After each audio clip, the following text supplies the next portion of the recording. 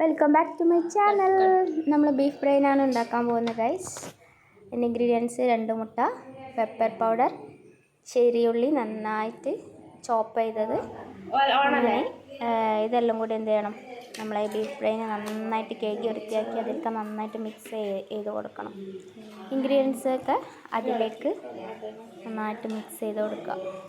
ഇത് ഭയങ്കര ഇഷ്ടമാണ് കേട്ടോ അവിടെ ഹസ്ബൻഡിനൊക്കെ നൈറ്റ് കഴിക്കാൻ.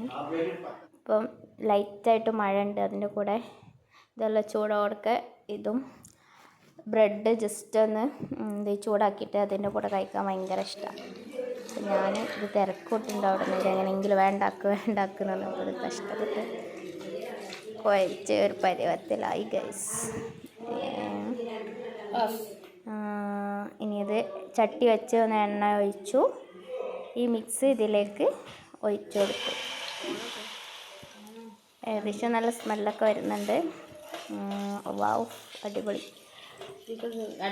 കുരുമുളകിൻ്റെ കുറവ് കുറച്ചുണ്ട്, ലേശം മഞ്ഞൾപ്പൊടി ഇട്ടു, പിന്നെ കരിവേപ്പിൻ്റെ എല്ലാം കൂടെ ഇട്ട്.